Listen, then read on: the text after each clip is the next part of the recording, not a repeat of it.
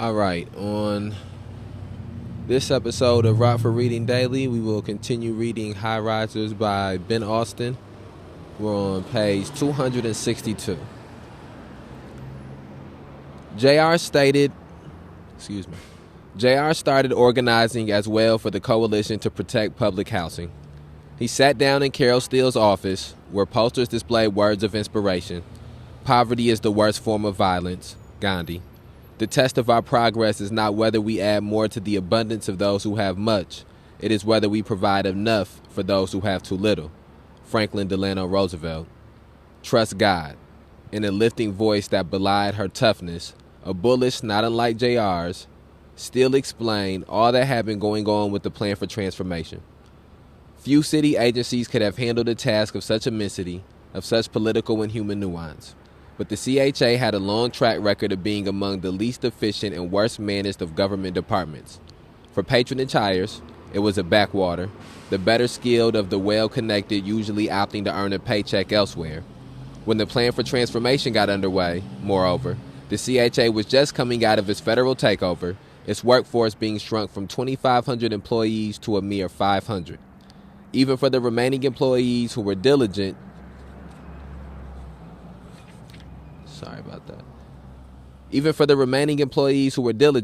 thoughtful, and caring, they were unprepared for the political pressures of the transformation process. The word from City Hall was to empty the high-rises, and observers reported a wartime atmosphere at the CHA. Quote, "We just really give up on the ones who have a lot of problems," end quote, said a contractor hired by the CHA to assist residents with their relocations. Quote, "By that time, we just can't do nothing for them. I mean, we can't even find them, so how can we serve them?" End quote. The CHA was surprised to learn how many people in its buildings have mental or physical disabilities, suffer from trauma, or abused alcohol or drugs. These families needed the help of a social worker, not a relocation counselor. Quote, "Once we started digging, we had no idea how bad it was from the perspective of people needing services," end quote, said Louis Jordan, one of several heads of the CHA who would be in charge of the transformation. Of the tens of thousands still living in public housing, many have spent decades there, and without the proper guidance, a great number of them didn't see announcements, missed meetings downtown, and, on hearing about the multiple steps involved in their moves, gave up. Those who did follow each task met with the relocation managers and attended workshops on good neighboring and money management. They filled out the numerous forms stating whether they preferred a permanent or temporary move, whether they were willing to rent in the private market with the voucher or wished to stay in a rehab public housing development. If they were behind on the rent or had unpaid utility bills, or if they had a relative on their lease with a criminal record or didn't meet new employment requirements, they raced to become, quote, lease compliant, end quote. Then they joined trips to scout homes in other neighborhoods. But the relocation counselors each handled more than 100 cases at a time. They were supposed to show every family 5 possible residences, but that didn't happen. The counselors were paid per case closed and in many instances had established relationships with specific landlords. Overseeing a vast network of thousands of Section 8 landlords presented its own challenges. Many landlords in the private market offered homes far superior to public housing, but there were also many who were inexperienced as far as tying their low-income renters to social services. Some illegally turned families away or refused to repair leaks or faulty furnaces. Apartments weren't up to code.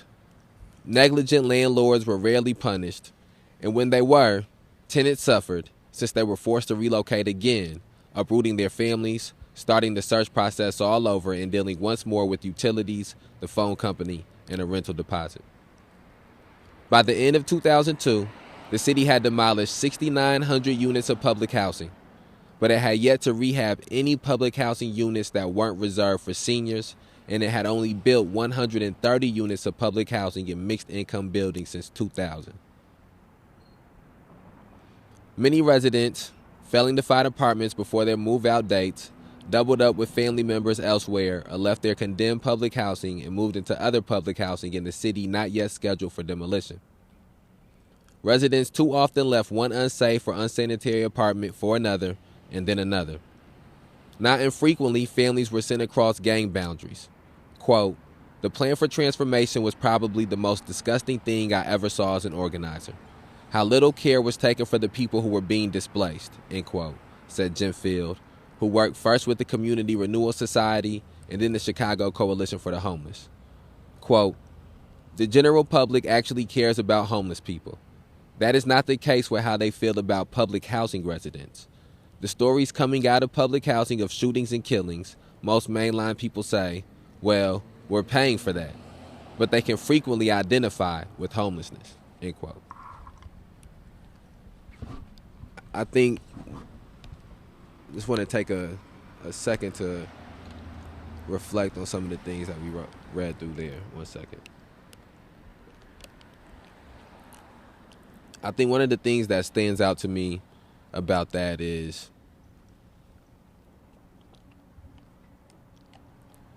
the lack of care that was put into relocating people, the lack of care, the lack of empathy that was putting in to destroying the only place that a lot of these people had ever known to be home, and a lack of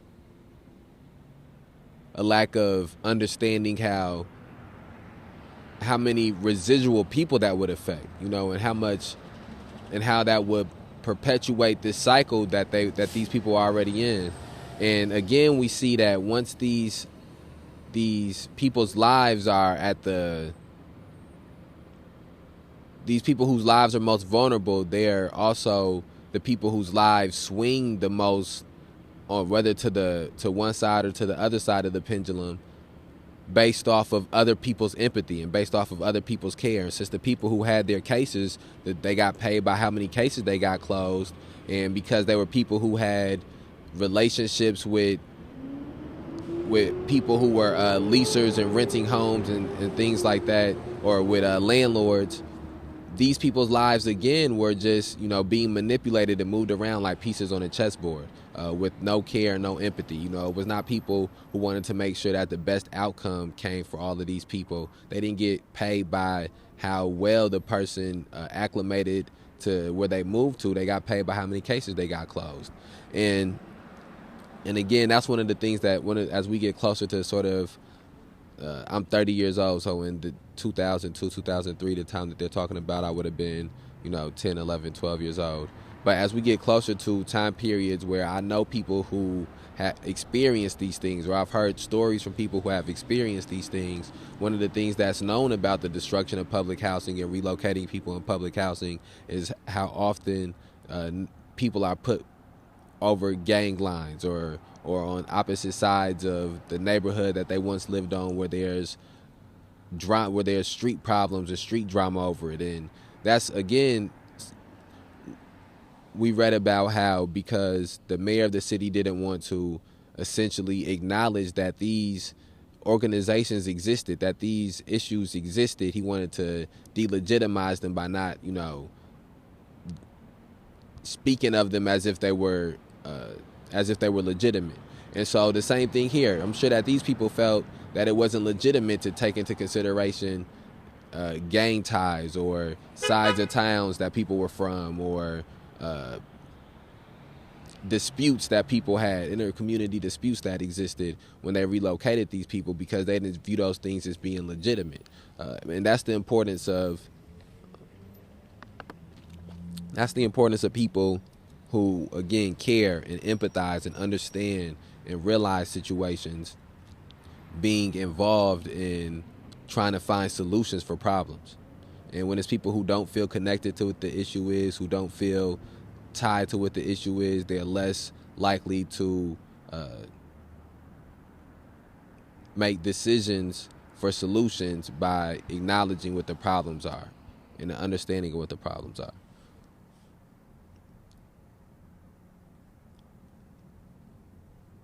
And then one of the other things, too, before you read this next part that stands out is that them learning, the CHA being surprised to learn how many people in the building have mental or physical disabilities, suffer from trauma, abused alcohol or drugs. And again, that just goes to show how the lack of understanding of the type of issues that people right next to them were having. These are people that they had files on and would, go into, they would find out enough to make sure you got evicted if somebody in your family was arrested for a crime, but they wouldn't go far enough to find out why a crime might be happening in the household.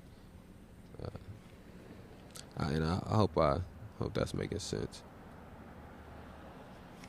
1 second. Okay. And making more. They were destroying more homes, and my fault. They were destroying an enormous amount of more homes than they were building back. So all of these things are just glaring wrongs that exist. Okay. My fault.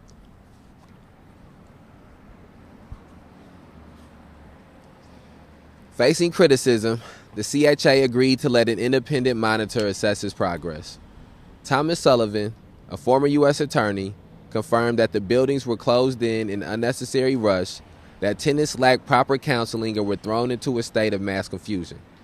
Nearly every relocated family, he found, ended up in neighborhoods that were primarily African American and 3/4 in areas that were overwhelmingly poor. These were not the sole rebuilding opportunities that the transformation promised, and now families were in strange territory and without their former support networks. Quote, the result has been that the vertical ghettos from which families are being moved are being replaced with horizontal ghettos located in well-defined, highly segregated neighborhoods on the west and south sides of Chicago, end quote, Sullivan wrote. The plan for transformation didn't so much break up concentrations of poverty as move them elsewhere, making them less visible to the rest of the city. A class action lawsuit was filed on behalf of the relocated residents, asserting that the city had been resegregated. The CHA followed many of Sullivan's 54 recommendations. It hired a new social service provider, vastly improving how the agency relocated families. But problems with relocations also persisted. Tenants had signed a, quote, right to return, end quote, agreement stipulating that anyone with a lease at the start of October 1999 had a shot at coming back to whatever replaced the old high-rise housing projects. Now 9 in 10 families said they wanted to return to their longtime neighborhoods, twice as many as the CHA had predicted. At Cabrini Green, the CHA signed a right of return contract with 1,770 families. Those who wanted to come back had to take temporary vouchers and move elsewhere. Some didn't meet the new rules for returnees regarding work requirements. Others were evicted with, quote, one strike, end quote, drug laws, or for other reasons. As more time went by, some died, others were simply lost. The process was much worse at other large developments that were torn down hastily. A few years into the transformation effort, the CHA placed ads in local newspapers stating that it actually couldn't account for some of the 16,800 families it had ostensibly been tracking, and would anyone from the following list of 3,200 families please contact them in the next 90 days or risk losing the right to return to public housing. Quote, it was perfect timing, end quote, JR would say. He was fighting his own legal case as the plan for transformation was rolling out. Getting involved was an easy choice. Quote, I decided I wanted to play a role. I saw the suffering wouldn't stop, end quote.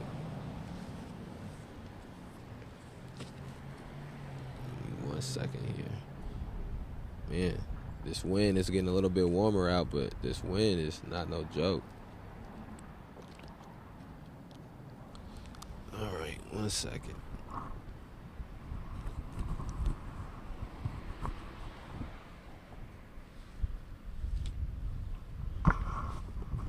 My fault. Damn, my fault. Okay.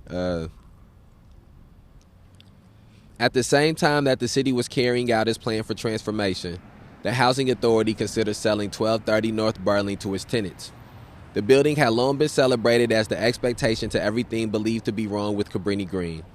During the federal takeover of the CHA, HUD determined that the tenant managers of 1230 North Burling had, quote, improved living conditions, end quote, and reduced, quote, neglect and abuse, end quote, allowing for, quote, resident empowerment and economic uplift, end quote. Now the residents proposed buying their home.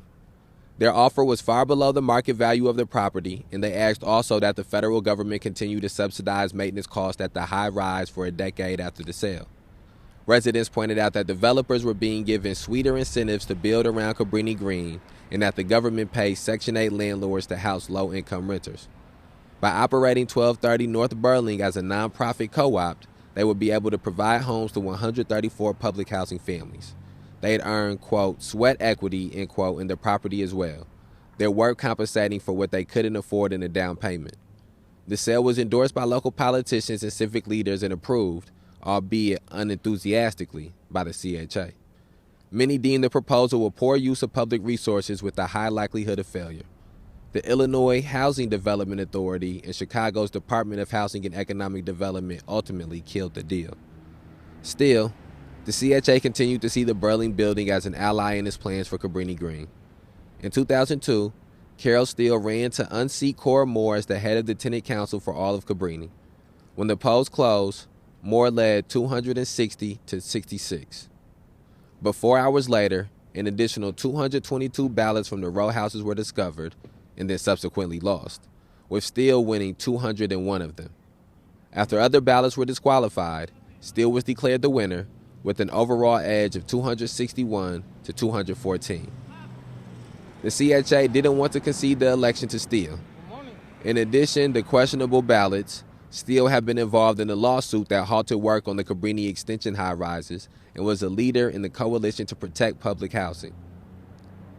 The agency called for a new round of voting. There have been other irregularities as well. Poll watchers were unable to enter buildings where votes were cast. Electioneering occurred at polling sites. In one high-rise, voters each received 2 ballots, and in 1230 North Burling, Moore's stronghold, the ballots weren't properly initialed. The election ended up in court, with the CHA providing Moore an attorney.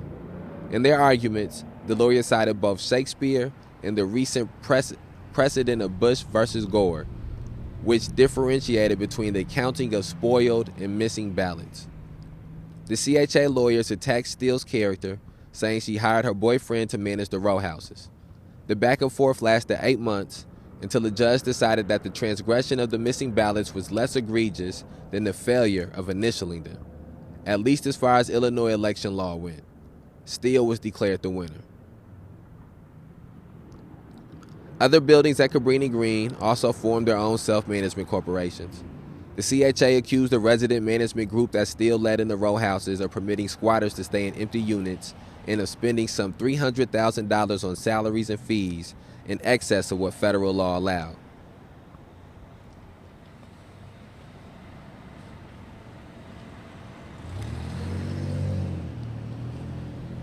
Then, in 2003, at 6 o'clock a.m., the CHA raided 1230 North Burling.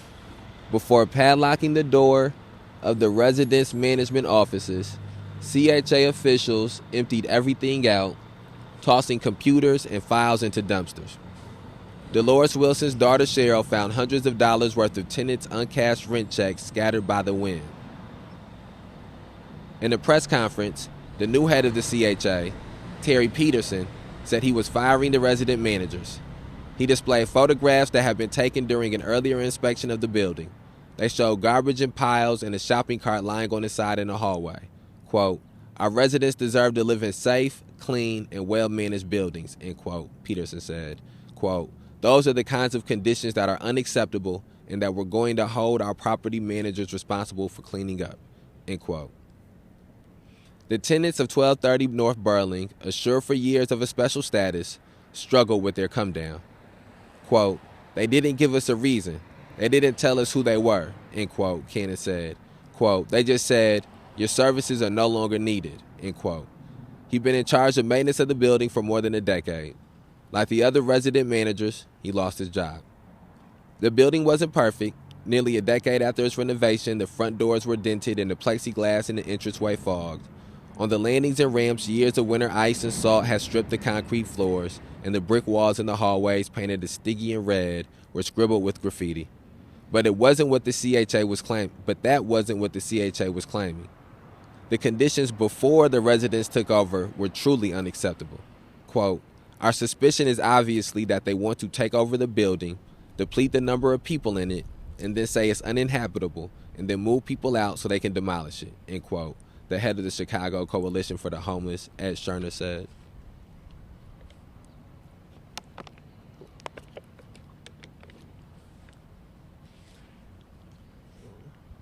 Quote, I felt it was the end, end quote, Dolores Wilson said. Quote, if they could come in and close down a corporation, they could do anything, end quote. She expected to hear from the politicians and officials who had worked with her and her neighbors over the years, who had trained them and funded their efforts. Quote, I was thinking Bertha Guilty would have come to cheer us up or tell us how to follow through. I thought she would have at least called, end quote, Dolores said. Quote, she knew we were doing a good job. No one ever gave an explanation. You would think they would tell us why they did that to us, end quote. J.R. Fleming. J.R. discovered that activism was a lot like pedaling. He made the same rotations on the land at Cabrini Green, visiting all the remaining high-rises and row houses. His customers still listened to his playful patter when he was selling tales of injustice and broken promises. He told residents that the city's, quote, plan for devastation, end quote, could be deemed a success only if the metric were getting poor people off prime real estate and moving them to areas where there were even fewer jobs and transportation options, where crime, gangs, and schools were all worse. He liked the sport in being a gadfly, a pest to those in power. He liked the sport of being a gadfly, a pest to those in power. With the other members of the coalition to protect public housing, he'd go to CHA board meetings, using the public comment portion to call out officials as, quote, chump change opportunists, end quote, and, quote, sell out daily lackeys, end quote. His voice booming, he repeated how Cabrini residents have been displaced, how their rights of return were being hindered, how resident-owned businesses didn't receive contracts and tenants weren't hired for construction jobs. The CHA launched a brand new reinvention, executed for free by the Chicago ad agency Leo Burnett, turning the letters of the Housing Authority into the word CHNGE, change. The image, quote, this is change, end quote, appeared all over the city alongside pictures of residents and their testimonials of better lives. In 2005, artist activists covered up the ads on bus stops with similar-looking displays that reworked the agency's logo to, quote, this is CHAOS, chaos, end quote. The alternative campaign featured large photos of either Mayor Daley, Terry Peterson, or other housing officials alongside accusatory questions. Quote, are tourists more important than the poor? End quote. Quote, do money and politics mix? End quote. The one featuring the prominent Chicago real estate developer Dan McLean read, quote, when the mayor's plan for transformation called for the demolition of Cabrini Green, McLean got the scoop early and began buying up adjacent properties. Wait a minute, 1 second. McLean cashes in on our tax dollars with no risk, end quote. JR defined the CHA's new slogan as, quote, Chicago helps all Negroes go elsewhere, end quote. He advised tenants who were facing removal or bouncing around Section 8 rentals. It was exciting to lead 100 residents in chants as they marched downtown. Quote, aren't y'all tired of running? End quote, he demanded of his neighbors. Quote, we're from the Greens. We can't let them take our history, end quote. Back in 1998, for the 50th anniversary of the United Nations' Universal Declaration of Human Rights,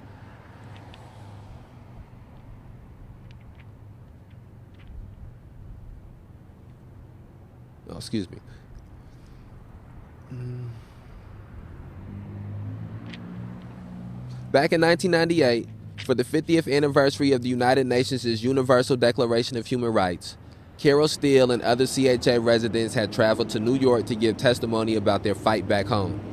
Cabrini Green was so vilified, so closely associated with crime and drugs, that it was hard for residents to find allies in their hometown. But in New York, activists from around the world made it clear that they considered the battle on the near north side to be a part of their larger global struggle. For JR, the formulation of housing as a human right provided him a game plan that he could run with. He started carrying a copy of the Universal Declaration of Human Rights in his back pocket, whipping it out and brandishing it like a weapon. In the same way he used to spout copyright laws when hawking bootleg gear, he now recited the UN document, Article 25-1. Quote, Everyone has the right to a standard of living adequate for the health and well-being of himself and his family, including food, clothing, housing, and medical care and necessary social services, end quote.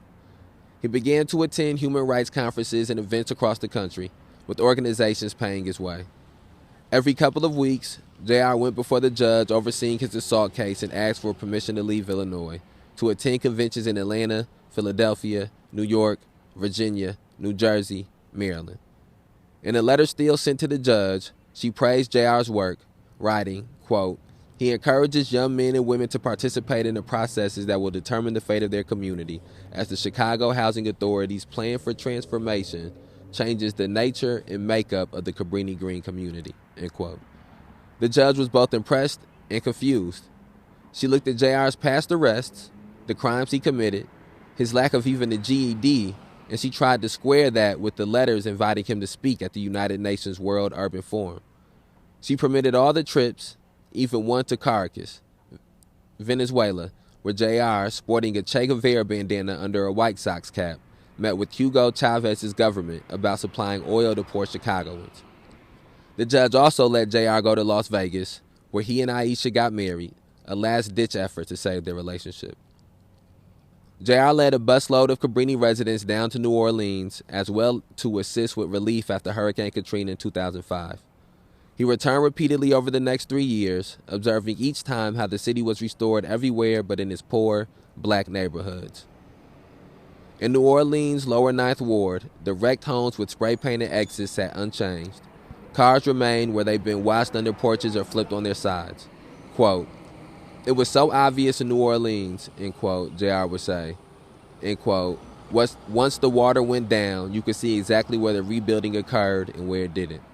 The demographics of the whole city changed. That tools of displacement shit is real," end quote. Shortly after the flood, the New Orleans City Council voted to demolish much of the city's remaining public housing. 6 of its largest complexes were shuttered.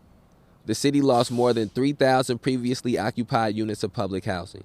Quote, "We finally cleaned up public housing in New Orleans," end quote, a U.S. congressman from Louisiana boasted. Quote, "We couldn't do it, but God did," end quote. For JR, New Orleans was clarified what was going on in Chicago. Chicago didn't need a flood. He and his neighbors were being pushed out of the city center, out of Daly's global city. He was going to push back. Despite the objections of dozens of the police officers who attended the hearings, the judge in JR's case ruled that he would be sentenced to no jail time. She gave him community service and 2 years as probation and ordered him to attend anger management classes. Quote, "I've got anger issues with the system," end quote, JR would tell the psychologist.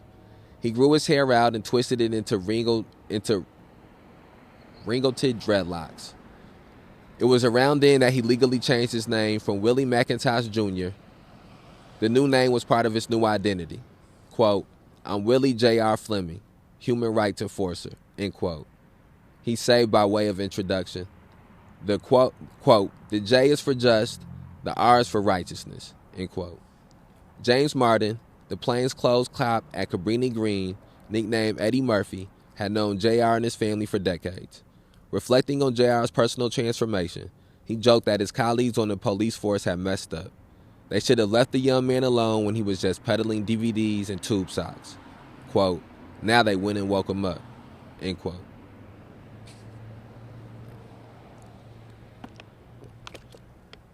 And that brings us to the end of chapter 14. And we're on page 272. How many pages is it? Less than 100 pages left, about 80 pages left or so. And I think that is one of the things that's good to see